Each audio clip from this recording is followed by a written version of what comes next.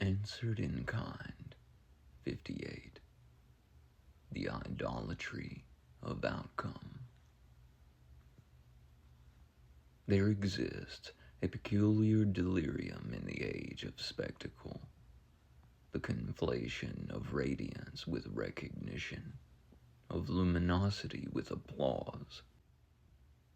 One may stand beneath Klieg lights, and yet emit no light of one's own. One may trend, circulate, flourish across the algorithmic firmament, and still remain internally occluded. A lantern without flame, reflecting only the projections of others. Unearned fame is not merely notoriety without merit. It is attention unmoored from interiority. It is the echo outrunning the voice. Spectacle thrives on velocity, substance on gravitas. The former proliferates like opportunistic flora after rain, sudden, viridescent, invasive, only to desiccate when the climate shifts. The latter resembles an arboreal organism whose roots perforate bedrock long before its canopy dares the sun. The impatient eye misjudges which will endure. There are those who listen for a microwave beep, an acoustic signal of immediacy, utility, consumable gratification. There are those who listen for a temple bell, a sonorous reverberation whose decay outlasts the strike. These are not merely auditory preferences, they are ontological dispositions. To pursue fame as telos is to mistake the reverberation for the strike. It is to confuse the derivative for the generative. Fame is an afterimage. Creation is combustion. And yet, creation itself rarely emerges ex nihilo. All creators begin in echo. Echo. The apprentice is derivative by necessity. One learns cadence by mimicry, structure by replication, tonality by immersion. The scandal is not imitation. The scandal is ossification. When echo calcifies into identity, when apprenticeship petrifies into aesthetic cowardice, vitality attenuates. Imitation is vestibular. It is a corridor, not a chamber. It is the chrysalis, not the imago. What arrests the passage from echo to originality is seldom incompetence. It is fear, the dread of ontological destabilization. To explore deeply is to risk identity death.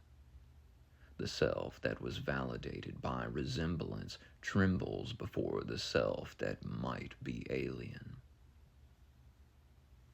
Growth feels illicit to the ego because the ego is archivist, not pioneer.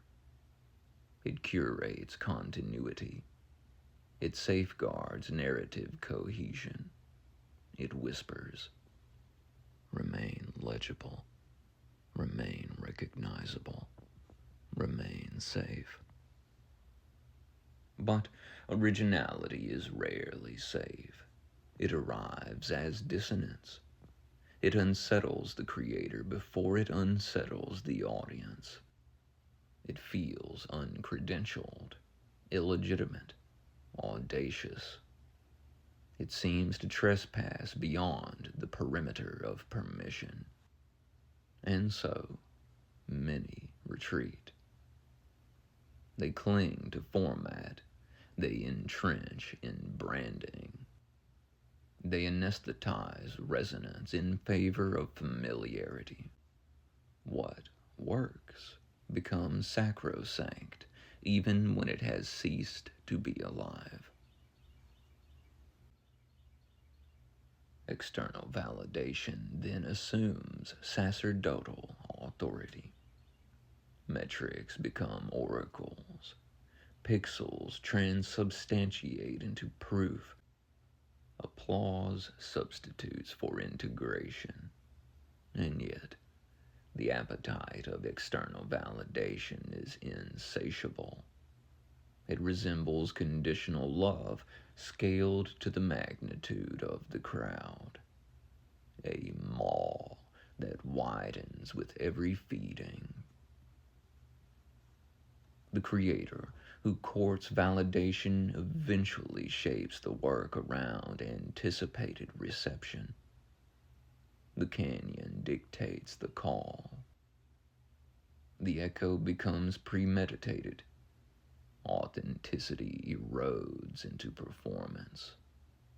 Herein lies a subtle corruption. Impact becomes conflated with stimulation. What agitates is misinterpreted as what matters. Tension is exploited because tension retains attention. Alarm circulates faster than contemplation. Outrage spreads more efficiently than nuance. Exploitation of tension is extractive. It locates the wound and presses it for engagement. It amplifies cortisol and calls it relevance. It thrives on hypervigilance. Transmutation of tension is integrative. It enters dread without exacerbating it. It metabolizes fear rather than monetizing it. It holds a lantern in the corridor without enthroning the shadow. The distinction is not aesthetic. It is ethical. Exploitation fragments. Transmutation integrates. One multiplies agitation, the other releases contraction. Those who consume without cessation, inundated by spectacle, saturated with alarm, rarely access original synthesis. Perpetual input suffocates gestation. Silence is required for depth. But silence feels like vacancy to the anxious psyche. And so the scroll continues. In such climates, imitation proliferates. Without contemplative space, one rearranges echoes rather than generating tone. The creator becomes a curator of fragments, a bricoleur of borrowed light. There is, moreover, a moral dimension to acknowledgement. Fear of giving credit creates psychic compression. Lineage denied ferments into resentment. One resents the originator for existing. One resents the audience for not perceiving subtlety. One resents oneself for timidity. Gratitude dissolves this triangulation. Acknowledgement ventilates the field. Authority is not diminished by naming influence. It is fortified. Security is transparent. Insecurity conceals. Truth has a peculiar fragrance. Expansive, coherent, undivided. Evasion emits a different scent. Constrictive, furtive, dissonant. Lies are architecturally hollow. You can knock upon their walls and hear the vacancy reverberate. Truth has no walls. It is presence without perimeter. This is why concealed imitation feels tight. The field around it constricts. The work may be technically proficient, but something is occluded. Conversely, when influence is integrated and transcended, spaciousness emerges. One senses oxygen. Yet, even beyond imitation lies a subtler impediment, the fear of fluctuation. Many creators remain static because they equate consistency with integrity. They fear that evolution will alienate their audience. They conflate coherence with stasis. But coherence originates in center, not in style. When a creator evolves, one of three outcomes ensues. The audience evolves concomitantly. A new audience coalesces, or numbers waver while integrity deepens. Only the ego interprets this as catastrophe. Metrics oscillate, gravitas compounds. The deeper work is often invisible at inception. It germinates subterraneously. It accumulates density before display. The impatient mistake latency for failure. Imposter syndrome frequently arises at the threshold of authentic emergence. When the work no longer resembles its antecedents, the creator suspects fraudulence. How did this occur? The mind queries. Who authorized this expansion? But development is not deception. The only true deception is stagnation masquerading as loyalty to one's origins. And what of the recurrent thought? The intrusive ideation that seems obstinate, recalcitrant, unresolved. Often it is not doom, but invitation. A clenched thought guards an unopened chamber. When illuminated with attention rather than suppressed with aversion, it discloses a gift misidentified as threat. Fear is frequently unfinished energy. Attention metabolizes what avoidance amplifies. The unopened box, labeled danger, often contains liberation. It clamors until acknowledged. When finally opened, it silences itself. To create without guarantee is to relinquish contractual futurity. Most labor under implicit bargains. I will produce if it ensures reception. To create unconditionally is to risk obscurity in exchange for authenticity. It is to step on unstable stones and trust that instability refines balance rather than nullifies worth. Such creation is not immune to recognition. It simply does not depend on it.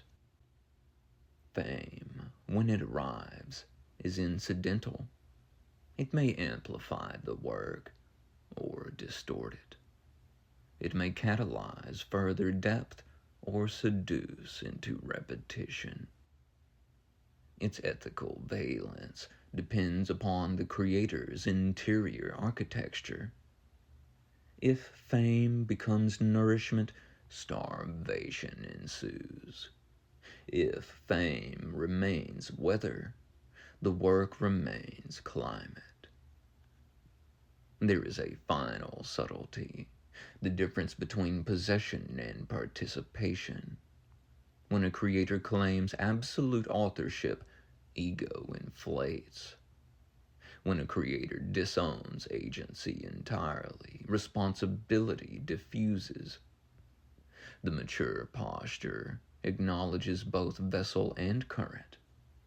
The work flows through, but not without the discipline of refinement.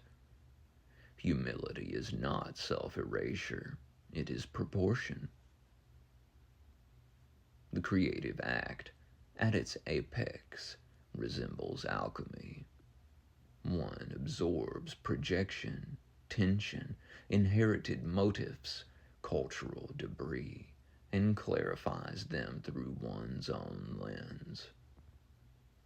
What returns to the world is not replication, but transmutation. The residue of fear is distilled into articulation. The ambient dread of the age is metabolized into coherence. This is temple bell work. It does not clamor. It reverberates. In an era enamored with the microwave beep, such reverberation may appear antiquated. Yet, it persists. It outlasts trend. It roots beneath spectacle.